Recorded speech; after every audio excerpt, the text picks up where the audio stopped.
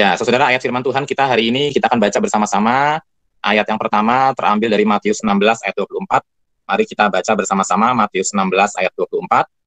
Matius 16 ayat 24. Lalu Yesus berkata kepada murid-muridnya, "Setiap orang yang mau mengikut aku, ia harus menyangkal dirinya, memikul salibnya, dan mengikut aku." Nah, saudara, sekarang kita coba pikirkan apa arti mengikut Yesus dengan memikul salib.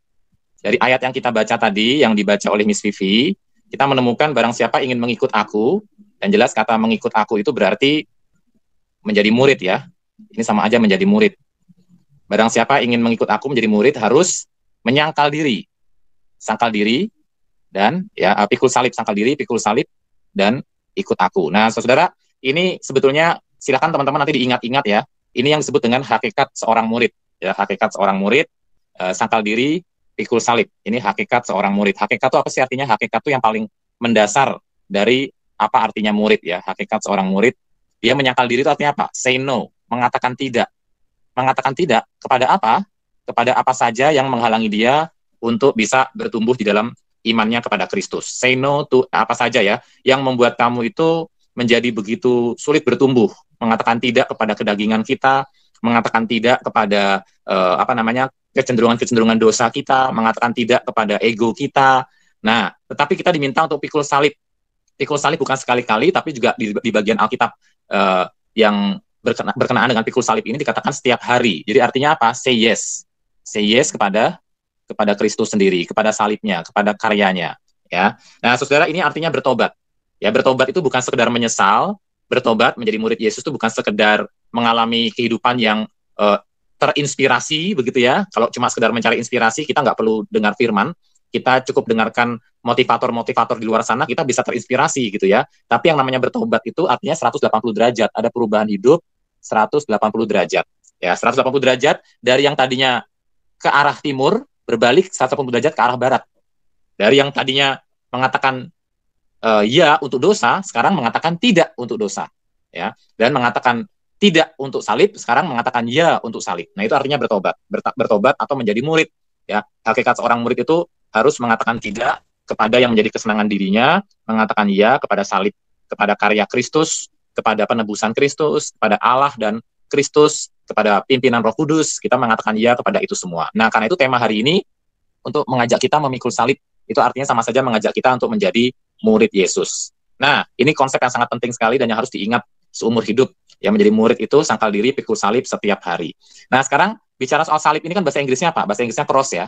Nah, tapi cross yang ingin saya promosikan hari ini bukan hanya cross di dalam pengertian bicara soal karya Kristus ya, yaitu palang salib ya, tapi cross di sini juga bicara soal kehidupan di mana kita itu dibentuk oleh Tuhan dalam beberapa aspek ya. Nah, ini cross ini kan salib ya. Nah, tapi ini juga sebuah akronim. C-nya itu untuk care ya. Care itu artinya saling peduli. Tolong teman-teman ingat ya. Saling peduli.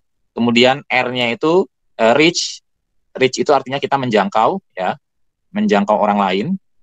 Dan kemudian ada O, offering. Offer ini artinya persembahan.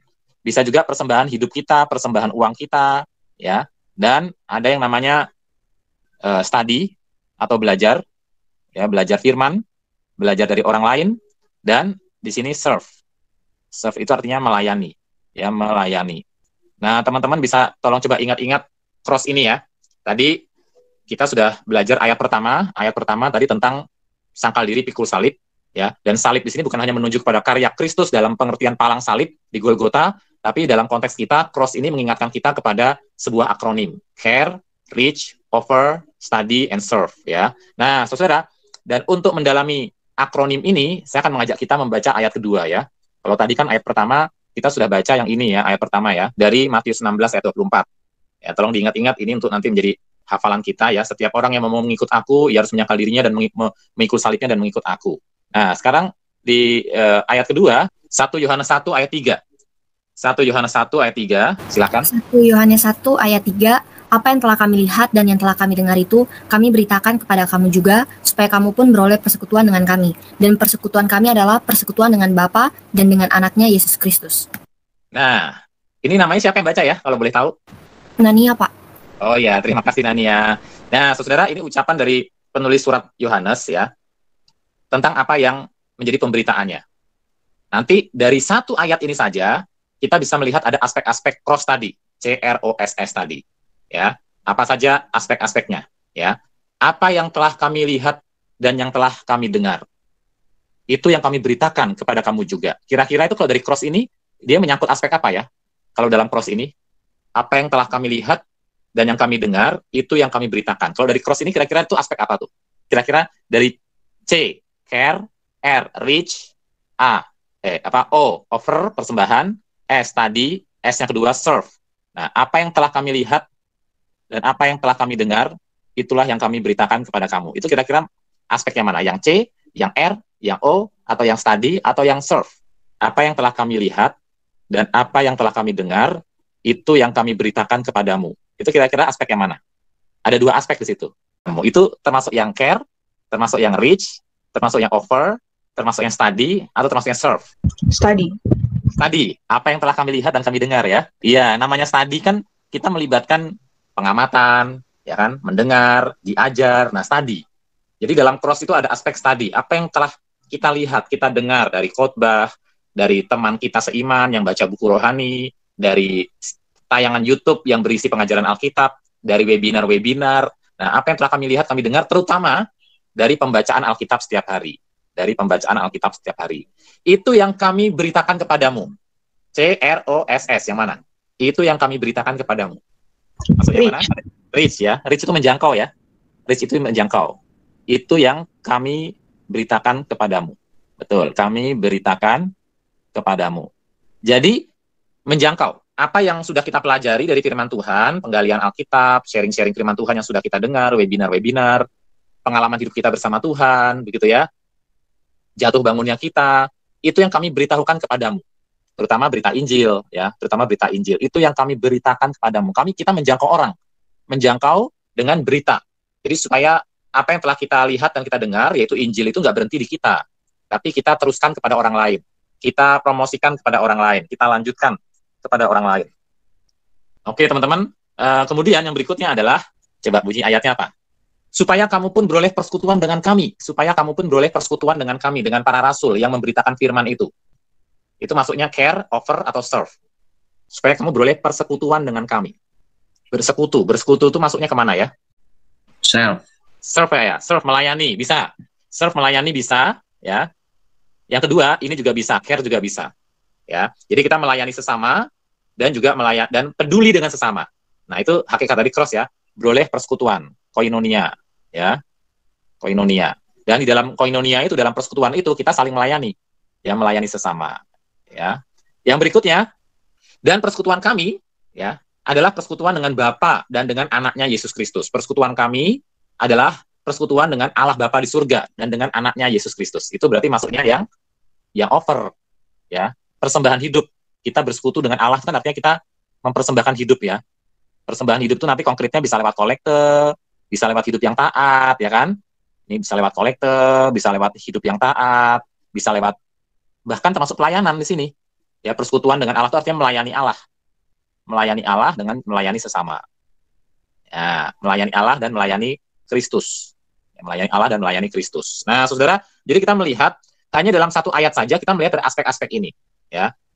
Para rasul, ya, rasul yang menulis 1 Yohanes ini, apa yang telah kami lihat dan yang telah kami dengar itu kami beritakan kepada kamu juga, supaya kamu pun beroleh persekutuan dengan kami, persekutuan horizontal ya, antara kita dengan kita, dan persekutuan kami adalah persekutuan dengan Bapa dan dengan anaknya Yesus Kristus, persekutuan vertikal.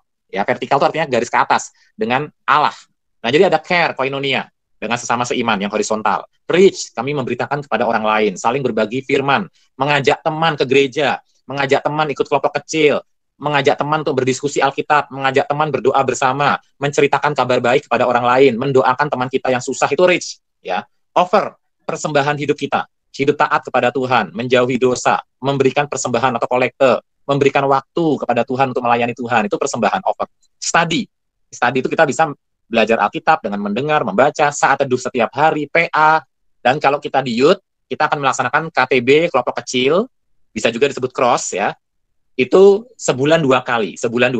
Jadi setiap minggu kedua dan minggu keempat, kita kebaktiannya bentuknya kelompok kecil, lewat link-link Google Meet yang akan dibagikan. Dan serve, saling melayani sesama, melayani Allah dalam Kristus Yesus. Nah, teman-teman, tolong cross ini jangan dilupakan ya.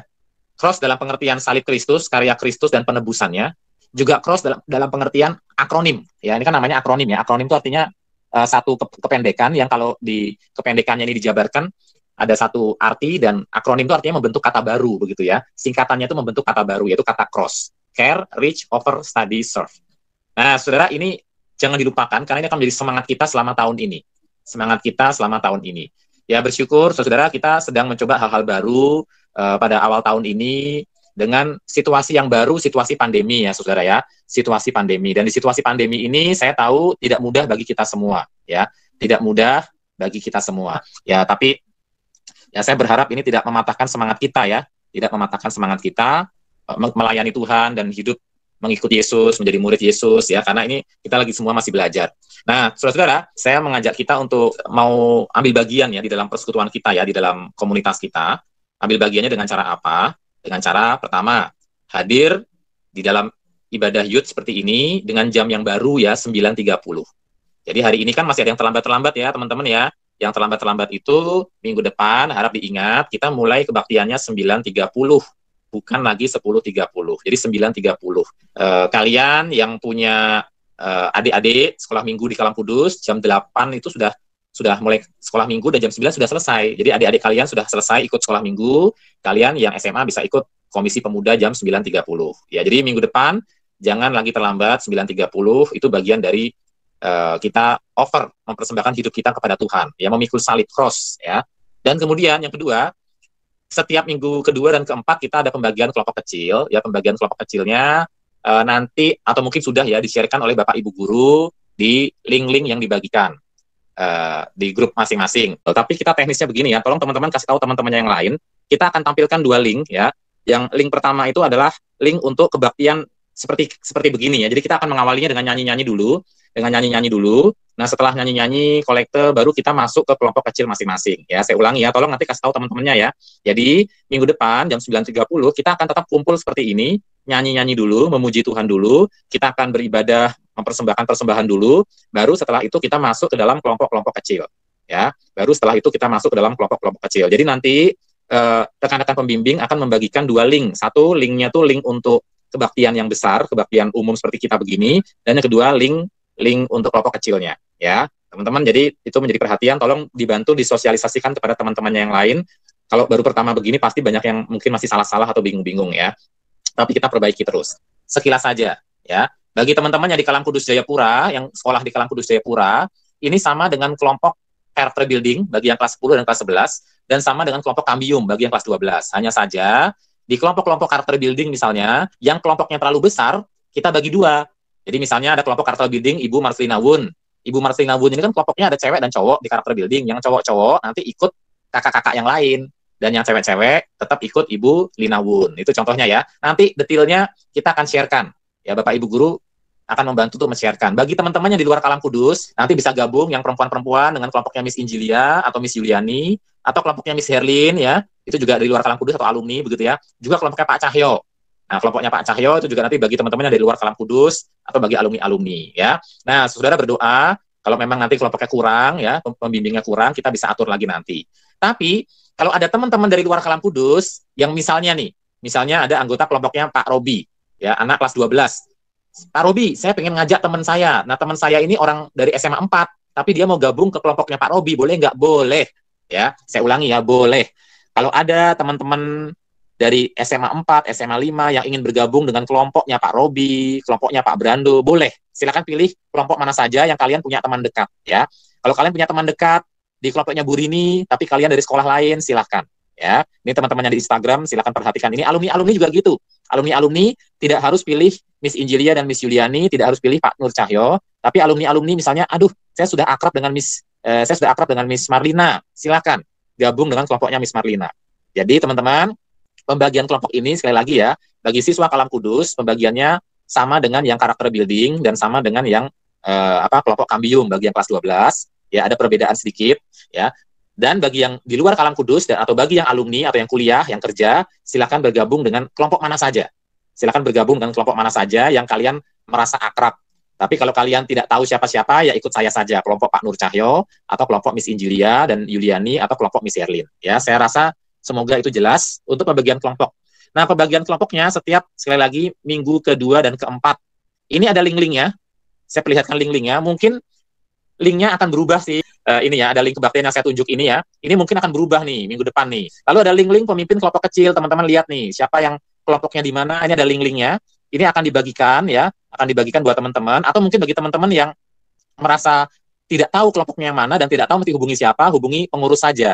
Hubungi Pak Cahyo, hubungi Ko William ya, hubungi teman-teman pemuda yang ada. Nanti teman-teman pemuda bisa menanyakan ke saya ya, linknya yang mana begitu ya. Dan ini akan di-share di grup jemaat, di grup pemuda, ini akan di-share setiap sebelum minggu kedua dan minggu keempat. Nah, saudara, dengan harapan kita semua bisa bertumbuh menghidupi cross ini ya, yang tadi menjadi semangat kita ya. Bukan hanya cross dalam pengertian salib ya, salib Kristus di kayu Golgota, di Bukit Golgota, tapi cross dalam pengertian care, reach, offer, study, dan serve. Ya, care, reach, offer, study, dan serve. Nah, saudara, jadi ini yang akan kita lakukan bersama-sama supaya ini menjadi semangat kita selama tahun 2021 ini. Jadi kami sangat mohon dan kami sangat mengundang rekan-rekan dari siswa-siswa Kalam Kudus Jayapura maupun siswa-siswa dari sekolah mana saja, manfaatkan wadah ini untuk bertumbuh terutama di masa-masa pandemi ini.